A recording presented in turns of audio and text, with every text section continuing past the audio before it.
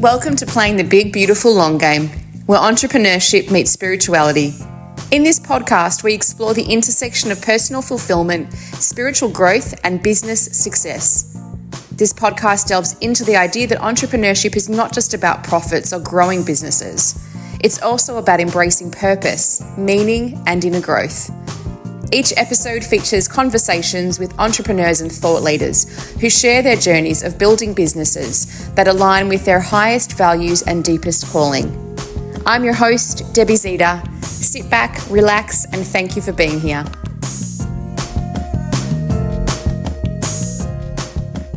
Welcome, beautiful Rian. Thank you so much for being here. Can you please let the audience know who you are and what it is that you do? My name's Rian Janan, and at the moment, I do consulting and strategic advisory for female founders and family offices.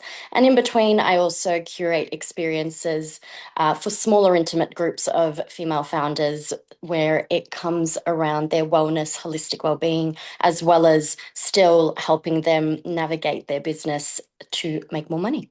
Beautiful. I love that. Can you share more about, well, both of them, but I have a keen interest in the last one. I think I've been seeing a few things popping up on Instagram. Mm-hmm.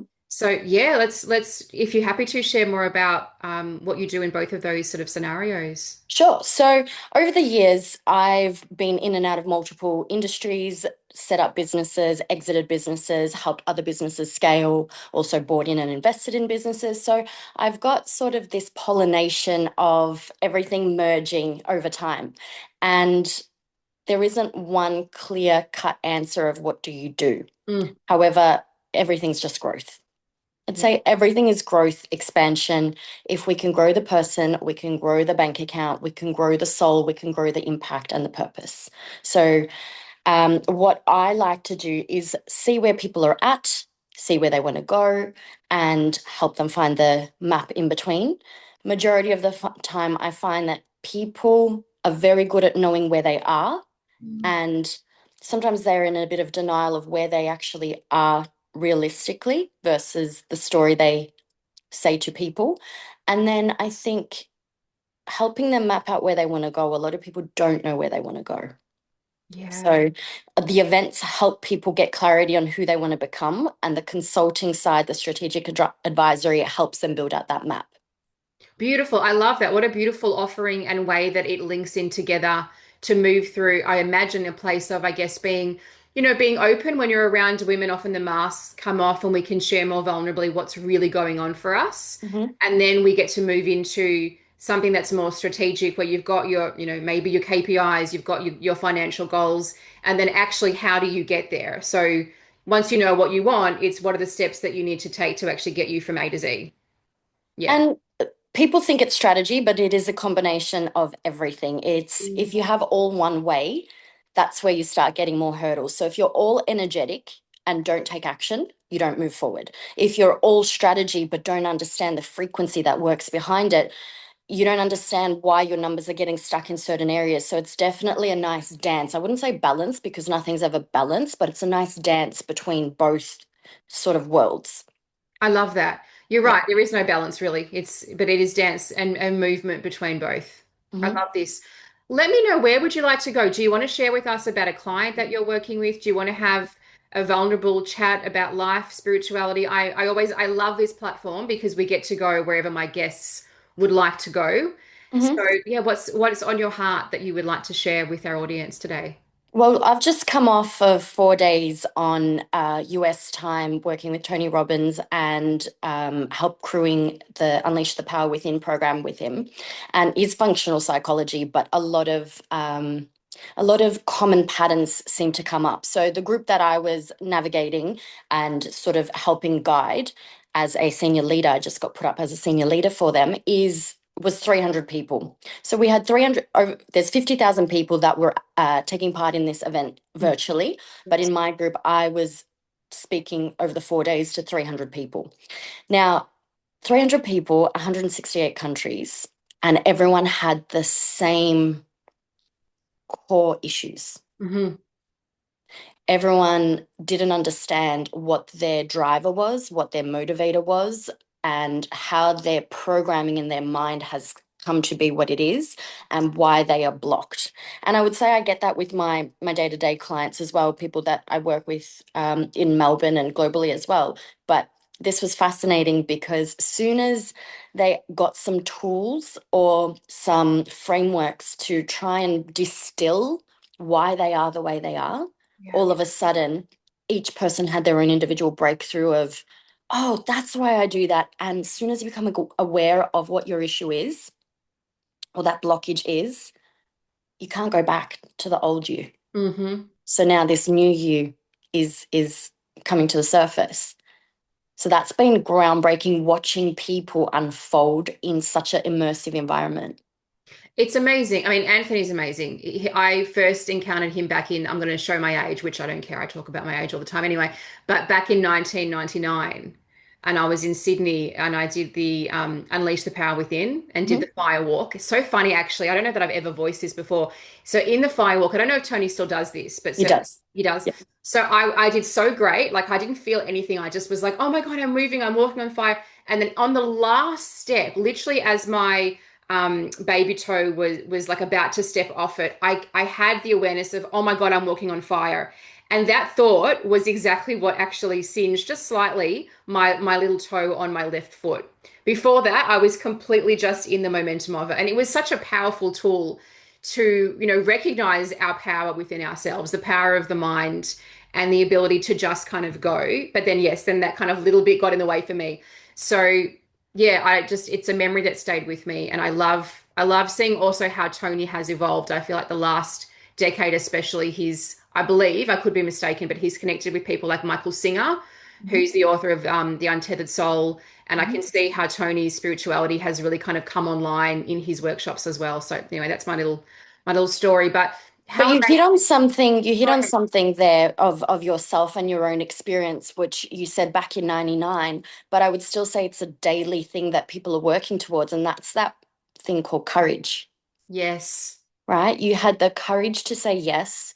You had the courage to do something that you didn't understand the full mechanics of, the dynamic of, but you said yes and did it anyway. So, courage and fear, I think they're the two main emotions that people are either trying to move away from or move towards. So people are wanting to become more courageous and say yes more or do more, be more, have more, or they're trying to move away from fear of I don't want to be so nervous, anxious, fearful of certain experiences in life. So they're the two main things as well that I picked up.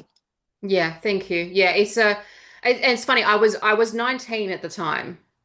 So it's, and there's no age to do personal development. I think it's a lifelong journey, but I look back now and how hard I was on myself Mhm. and yeah, truly how courageous I was actually. And there's another story which was huge auditorium in Sydney and Tony was talking about, who will be able to maintain this level of, energy and excitement. And I screamed in that auditorium at the top of my lungs, not realizing that I was going to be heard because before that everyone was kind of shouting and it was just me. Yes, me. And literally Tony said from like the little stage that he was down below, well, maybe that woman.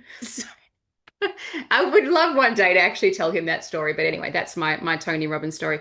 Um, let's talk about maybe fear and courage. I know you and I have had big personal journeys, and look, the truth is we Mhm. all have. But how can we inspire, motivate, anchor in for those who are listening that we all do go through fear, and how can we maybe give them some sort of a tool or a sharing that can move them towards courage? Well, I think it goes back down to, well, even when we look at your six selves, use that as a reference. Previous to getting on the call, you asked me which one's my favorite one, and my favorite one is the emotional self. It Yes. is the ability to understand who you are, what you feel, and what meaning you put towards things. And I would say that in order to move from one state to another, so from fear to courage, or any two states, you need to give the situation a meaning. Nothing has impact on you until you give it meaning, right? Because a cup of coffee could be a cup of coffee, but what is the meaning you give that coffee? Do you say to yourself, when I drink the coffee, I get energy? Mm. Or do you say, when I have the coffee, it gives me jitters? Or do you say when I have coffee, it's a social, cultural, Melbourne-esque thing? What is the meaning you give to something? Mhm. So if you're fearful of it, I think pre-framing how you think about something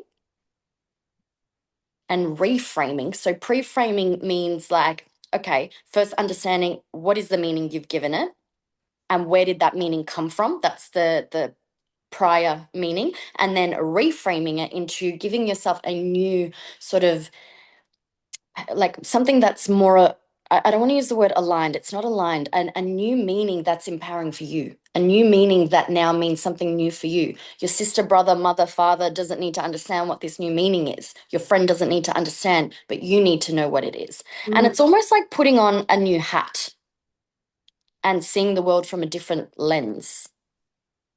If we were to take that into a business setting, let's say someone is running a Mhm. small business, Sure. and we're looking at, okay, I'm moving away from fear. I'm pre-framing. I've reframed it in this way Hmm. where perhaps there's a quiet season. I'm in a cycle of rebranding or moving through new offers, and rather than going into kind of like panic and fear, instead I'll move into trusting that the market is learning about who I am and the right people will eventually find me, for example. But whether we use that example or something else that you want to share, how can we take that learning into something practical and put it into a business forum or setting?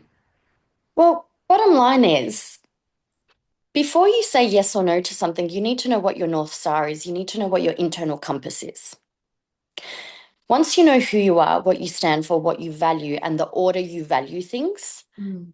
it's a lot easier to trust, have certainty, and make decisions from a place of knowing versus worry versus concern. And a lot of the time, people do something because they see other people doing it. Yeah. Right? And this is where copying a strategy because someone else is doing Mm. it, or looking at another brand and using them as an example as, oh, they're doing really well doing that concept. Let me apply it too. People have fear of it. Is it going to work? Is it not? Because that strategy is copied. Yeah. You don't know the reason why that person has adapted that strategy. Yeah. And that strategy, even though from the outside it looks like it's working, there is a blueprint or a undertone to why people do what they do. So before I invest in a business, I always look at not the business model, not the top line, not the bottom line, not I don't even look at the margins. I look at the founder. I look at the current operator and I look at how do they run their day? How emotionally regulated are they? How much do they actually take care of their nervous system? Because if I'm going to put my money into a business or help them with a marketing strategy, then I need to be able to know that there is safety and security to a degree because I know that that founder knows how to regulate themselves. I know that when there's ups and downs, that that person isn't going to go offline and be erratic and be in bed for 4 days. Not to say they can't, but Yeah. what do people do on their worst days? How do you navigate your worst days? That is more important to me than how are you when you're on your highest days.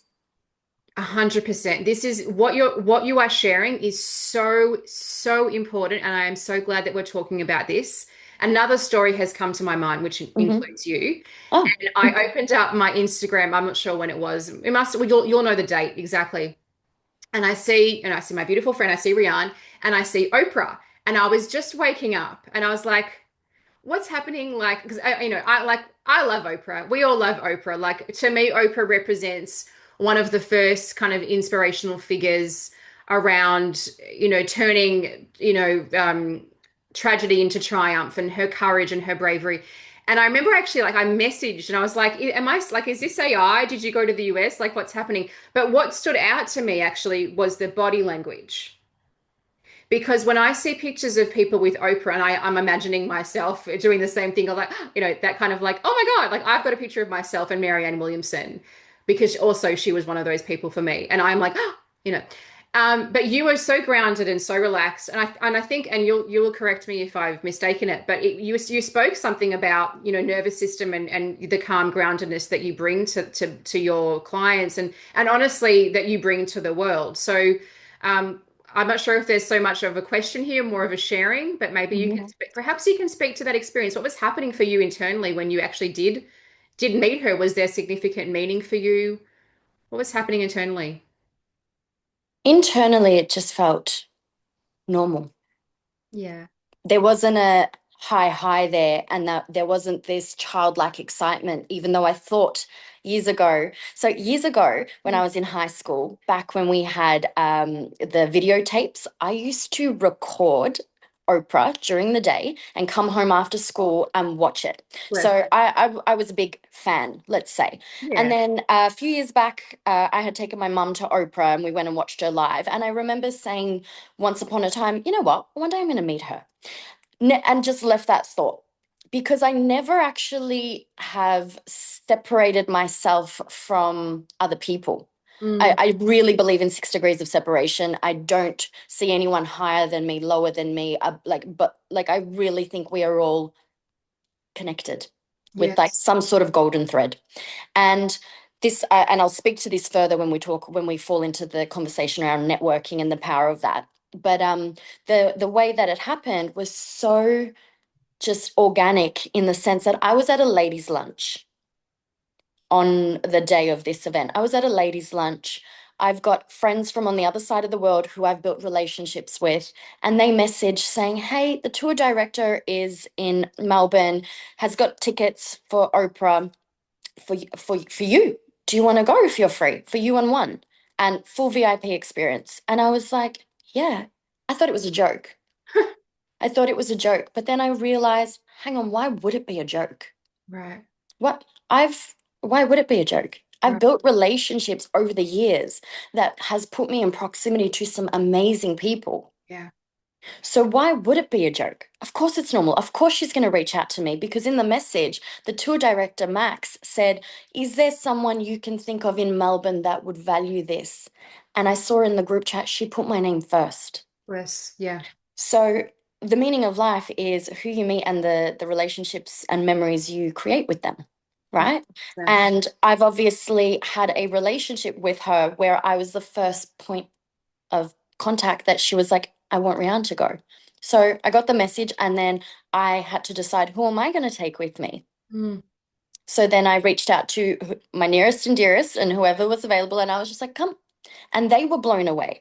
And it's this ripple effect that when we get blessed with something beautiful, we're able to then give back more as well. So every room you enter, you need to give value and be your true self and not lead with a mask. Because yes. when you lead with a mask, people can't connect with you. And then the wrong opportunities come to you versus ones that you actually really want. Yeah, 100%. And if we map that back to your nervous system regulation piece, let's say that there is someone who's struggling with their business all their life Mm-hmm. and they're looking to regulate more and they just don't have the tools. Is there, I feel a bit gimmicky, but is there a tool? Is there a starting point for them to learn to really regulate? Breath work, breath work. Work. Yeah. Okay. And I'm going to use this because you're saying, yes, it could be gimmicky. I'm going to give an anecdote around it versus a scientific side. Yes, there's science to back it. However, I'm going to speak on behalf of like my kids and my parenting and childbirth and all these things. Like these are big, big things. So childbirth, I did breath work without even realizing I was doing it. Mm, I learned how to navigate my breath and control my breath to give birth naturally 3 times. Then, when my children would cry when they were younger or whatever, I would like not tantrum, but before they spoke to me, instead of trying to speak to me through tears, I used to just say to them, "Okay, let's breathe first. Let's calm ourselves down and then tell me what you want." And they're teenagers, and I still see them do it. When they're frustrated, I see them put everything down and I see them go within and just for a second, just even if it's 10 seconds, just breathe because breath work is like this. Think of like a puddle, right? Or a pond. When things are coming at you, it's like rocks being thrown in it and the water's all murky and it gets all foggy and cloudy. And when you look down, it's just bubbly. You can't make decisions in that state. But if you breathe, it's like letting those rocks just settle to the bottom. And then you can see clearly, you can see exactly where those rocks have fallen. yeah. And then you can make the decision, okay, I'm going to move that rock. I'm going to Do you know what I mean? You can make decisions better. So the quickest, freest, easiest, accessible tool is learning how to control your breath. Because we are born with our breath and we die with our breath, but we've never been taught how to use it. Powerful, very powerful. And if we look at the extremes of this, something like anxiety, generalized anxiety disorder, or panic attacks, Mm-hmm. that is a space we go into. And sadly, and I've shared quite honestly and openly in my podcast and on other podcasts too about my traumas in childhood from 0 to 7, the formative years, Mm-hmm. which then skewed my perception of self. Hence, the searching for the selves. Mm-hmm. But I couldn't breathe sort of a lot of my life. Mm-hmm. I literally could not breathe. I've had thousands of panic attacks in my life. And then how I've managed to completely turn that around and find a way to regulate and find a way to breathe. I haven't officially done breath work, but my avenue was through meditation Mm-hmm. and then through a lot of trial and error. But Mm-hmm. I've noticed now speaking of, on your worst days, I was that person that would go to bed for 4 days. Mm-hmm. And sometimes I consciously choose to go to bed for 4 hours Mm-hmm. because I can and I feel like I need that.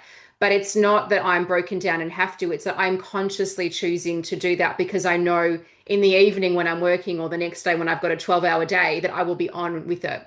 So Yeah. yeah, our breath is everything coming So back to that I would say that is the quickest one. But breath. if you actually want a framework for Yes. it's called the triad. So again, I didn't make this up, but it's three things that you look at because we are humans that are set in patterns and habits, right? And if you recognize what your patterns and habits are, you can then change them and then get a different outcome. Yes. So this comes back to nervous system regulation, emotional regulation, even just the energy you bring into a space, into a room. And what it is first you look at your physiology, your body. So if you've got shoulders down, hunched down, like, head down, even when you breathe shallow into your chest, you're constricting yourself. Yes. This is why they say emotion is motion. Like you need to get up and move. So the first thing you need to do when you're in a stressed or chaotic headspace or just overwhelm. I would say overwhelm's a very common thing for women in business that have got so many moving parts. Is first you have to change your physiology. So even just putting your shoulders back, adjusting your posture, moving your sternum up that 2 millimeters, going for a walk outdoors. So adjusting your physiology is the first thing. The second thing is what is your mind focusing on? Because we know what you focus on, that's where energy flows, right? So what are you focusing on? Are you focusing on all the things you can't have or things that are going wrong?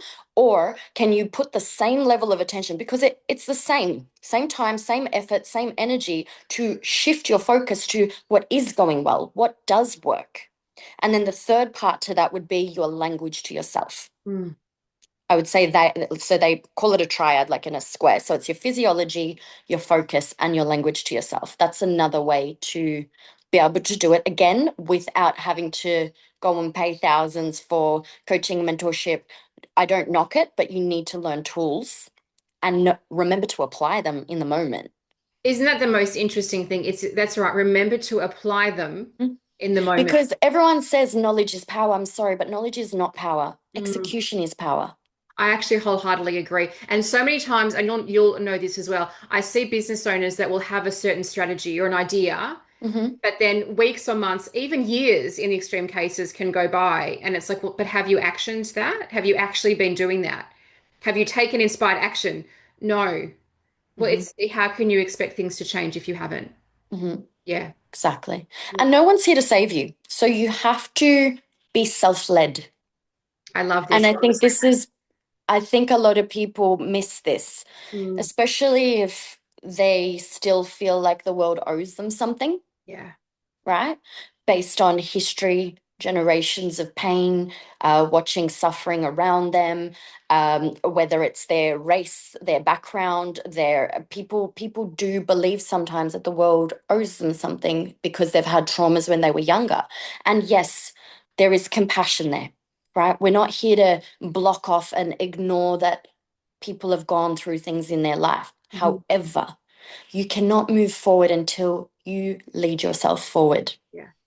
And tools that we also use around that, this is where mentorship, coaching, accountability of somebody, something, but it has to be somebody that holds you accountable, not your friend, somebody that is willing to call you out on your blind spots, right? It's 100%. we can't just do it with our friends. Do you think that I agree? It's not because there's a whole lot of different layers involved. There's Mhm. enmeshment with that. Do you think that being self-led is something that we can all do? We all have that Yes. within us. Yes. And this goes back to, again, your emotions and the Mm, meaning you give things. And your emotion and the meaning you give things, this is your perception. And once you have your perception of the world, that is what dictates what you say yes to, what you say no to. It dictates what projects you align with and which ones that you don't. It dictates which moves you make next and which ones you say no to. And no is also a really big thing that I think women in business specifically don't know how to do. We're so good at people pleasing and saying yes and I'll figure it out. So that's a really common factor. Yes, I'll just say yes and figure it out. Or going back to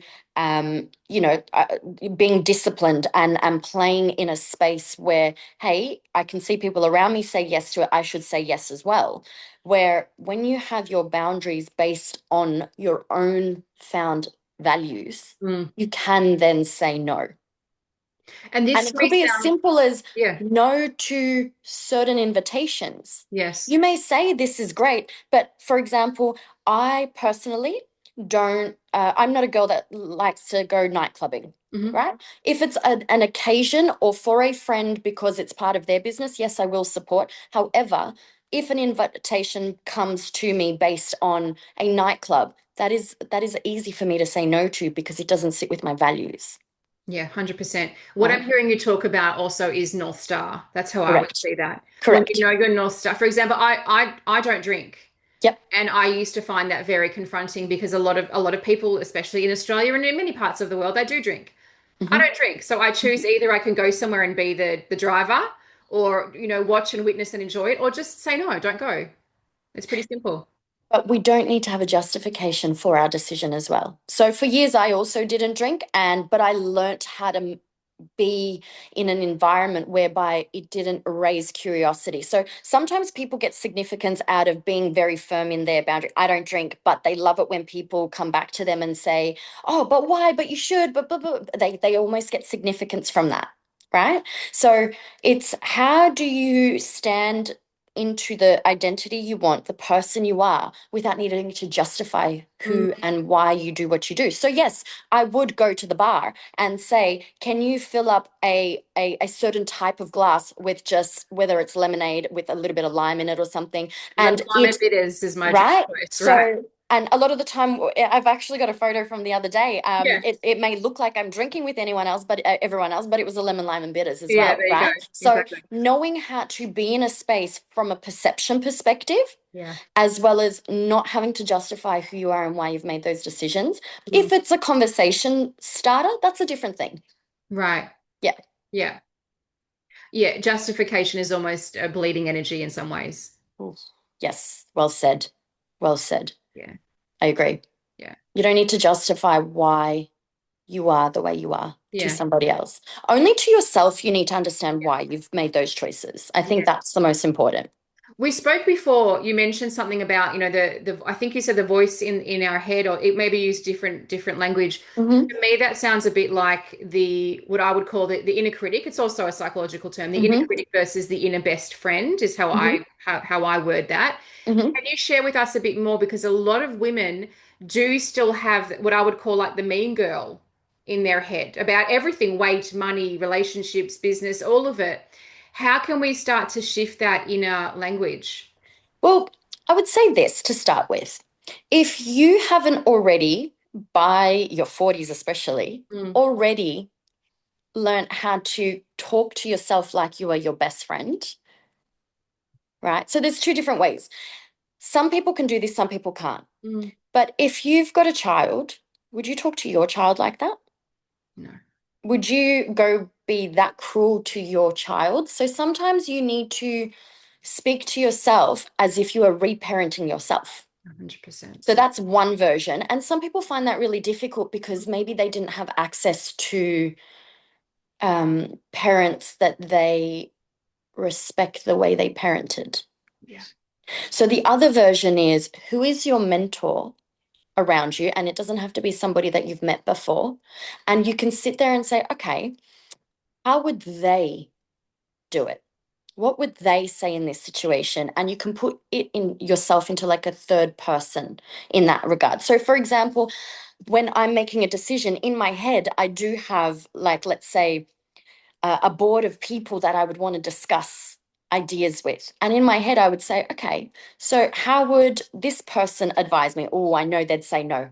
I know they would say no, and I know they would say no for this reason. Mm. Then this person that I respect, and when I say think of how they would respond, these people need to be not just people you like and admire, they need to be living the life that you want in Yes. an area of life. I think that's the main thing. Maybe not every area, but if there is someone in finance and you're trying to make a financial decision, put on that person's hat. How would they invest? How would they make a decision on this? What is their perspective on this? Then I would talk to myself as if I'm in dialogue with that person versus me against me. I love that. And I love that you said in that area, because we can Mm-hmm. have someone that's very, perhaps spiritually awake, and they Mm-hmm. understand the meaning behind things, they understand karma and emotions, Mm-hmm. but financially they're Correct. broke, or vice versa. And it's Yeah. also relationships too. It's some people are really brilliant in business and you can take on their business viewpoint, but they suck in relationships, Right. right? Right. So that's why the area of conversation. So I've got friends where I will only call them or they will call me, where we are there. Some of us are there like 20-year friendship groups. That's different. But Yeah. there's certain friends that she's the only one I'll call when I've got an idea that comes to mind and I want to go back and forward with. I won't Yeah. go and tell all my friends that idea. I've got a certain friend when it's something to do with the kids. I'm not going to go tell my bestie that hasn't yet gone through that season of life that Yeah. issue. I love that you're saying this. I was watching with my hubby a show last night called Age of Attraction, and Hmm. it's a show where you choose who you want to date based on connection, but there's huge age gaps. Like Hmm. there's 22 to 60, Hmm. and you can talk about everything except for age. And we're at the point where they've kind of like found their match, and they're moving through, dating and different things like this. And I was watching the point where they're bringing their family and friends. Well, we're about to watch that. And I was watching this all unfold. These people that had this beautiful connection, that were getting along. And then you see like the adult daughter or someone just going, I can't believe you're doing this. And da, da, da. And I'm thinking, oh my God, I turned to my hubby, my current partner. And we said, we did none of that. We connected, we met, we got along, we decided it was right. We were living together very quickly, and that's it. And then our family and our friends, it sort of came later. It's like the influence at the point in our lives where I was heading towards 40. He's older than me. He was heading towards 60. Hmm. It was like, this is just us. And I'm sharing it because this happens in friendships. This happens in business. This happens with, property development and finances. Hmm. Speak to the right people who know that area, and those that don't know it, just thank you, no thank you, until you're clear within yourself. And then you can share afterwards. Otherwise, it can interfere and interrupt with the authenticity of the path that you're taking. Hmm. Yeah. But age is a really good one in the sense that so I've got friends 10 years above, 10 years younger, 20, and I just feel like you can actually learn things from everybody. You need to just be open to it as well. You can learn things from babies, the way they handle when they fall down. Like, but you need to be open and curious Yes. to always be learning and taking on different viewpoints. Like just because we are older, for example, somebody younger has a different viewpoint. Like like absorb that, understand that, have a look at why they understand and see the world in a different way. The fact that I've got teenagers, I'm always around teenagers, and just seeing how they make decisions and what they fear and what they've got courage for, so different to people in their 20s versus 30s, 40s, and then I've got friends all the way in their 80s. Yeah. And the reason why I've got friends all the way in their 80s is because when I was like 18, 19, I became a personal trainer while I was at uni and running my business. But I chose specifically that I wanted to go and work in Turak Village Mhm. because in my head, I was like, this is where there's affluent people. This is where there's people that one day I want to maybe live a lifestyle like them. Yeah. So I knew I needed to be in that proximity from very, very young age. And I ended up doing personal training back then. So this is a 20-year age gap. This is not relationships, obviously, but it's still being around people that were in their 40s. I had property developers, doctors, surgeons, lawyers, the works. So I got to be in conversation with people that were in different seasons of life than me, ahead of me in different ways. But now, when I've gone to weddings of theirs, I've seen their children, they've then become grandparents. I've seen, so many chapters of their lives. But what I've learned is I can sit there, and because I've watched their evolution, I can actually have respect in those areas of life. So therefore, they are indirect mentors or people that you like to lean on and you trust them. And that's what gives me certainty. So sometimes when I enter a room or I get certain deals or certain opportunities come to me, back then we didn't have social media. Right. So people are always like, oh, where's the receipts? Show me what you do, how you do it. And it's like, I built these relationships 20 years ago. Yes. And I get access to certain rooms because my past clients have done extremely well. Yes. And so, therefore, connecting and again, knowing the lifestyle you want to live Mm. from the get go, this isn't about materialism. This is about knowing who you want to become and entering those rooms way, way in advance. And if you don't know how to enter them, that's the gap there. That's what you need to find to start with.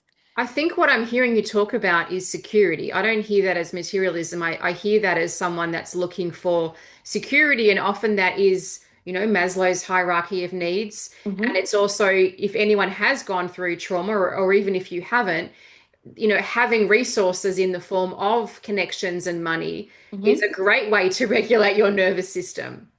So this goes back to, if we're talking about all of that from a security perspective, it goes back to the six human needs. Hmm.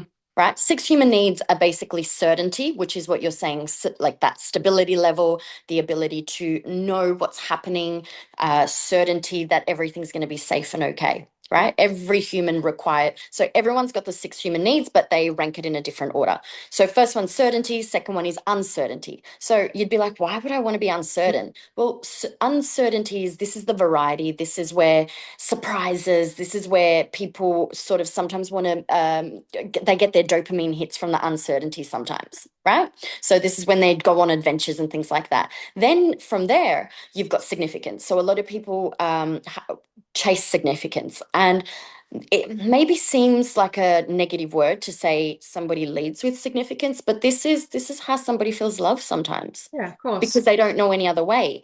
They feel like by their job title or how much they earn or um, what like a designer brand or something that they use or even just racking up qualifications or they're always being on the go.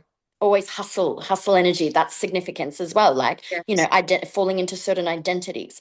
And then there is love and connection. And love and connection are two different things. Some people settle for connection, but don't really go in depth for love because they have not yet worked out their sort of ability of how they want to be loved and they can't communicate it. And then after that, it becomes growth because if we're not growing, we're dying. And then it goes into contribution. Now, everyone has these six human needs. And over the years, we cycle through them and we prioritize them in different orders. Hmm. Majority of people, once they have certainty, stability, security, which comes from the people around them, their environment, as well as their financial safety, once they've got that, then they feel they can play with the other areas. Yes. But you're going to make very different decisions if certainty is your top priority versus if love and connection is your top priority. Absolutely. It reminds me a little bit, although I haven't looked into this for some time, but spiral dynamics, I Mhm. think, had a similar sort of Correct. way of viewing the world. That's right. Can you share with us, Rian, what advice do you have to someone who is building a business that serves both the world and their heart? Advice in what regard, though?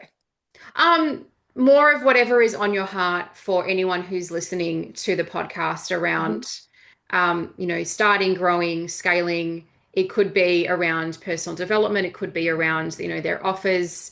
But Yep. if someone is building a business that serves both the world and their heart, what general advice might you give them? Trust your intuition, lead with your heart. Don't go with your head. Your head will not see things that your heart knows. Because think of it this way, it's almost like you're when you're leading with your head, you can only see what's in front of you and around you, whereas when you're leading with your heart, that's that 360 bird's eye view where it's faith, it's trust, it's knowing that life is working for you. Even if you don't understand it in the moment, it will always make sense in hindsight. I love that. Is there anything else on your heart that you would like to share with our audience before we finish up today? Live a legendary life. We only get one. Beautiful words to end on. Thank you so much for being here. You're a very gorgeous soul, and we're so grateful to have you. Thank you, thank you, thank you. Thanks so much, Deb. If something in today's episode resonated with you and you're ready for your next step, there are a few ways that we can work together. You can apply to join me inside the 12-month Business Build Mastermind, come along to the Ultimate Activation Live Workshop, book a VIP day, or access a free trial of my Monday Meditation and Prioritization online session. And if you'd like more personalised guidance, you can also book in for a 60-minute reading or audit. The best way to get in touch with me is to find me on Instagram at Deb_Zita, that's Zita, or comment on this episode. The information provided on this podcast is for informational and educational purposes only and should not be considered medical, health, or financial advice.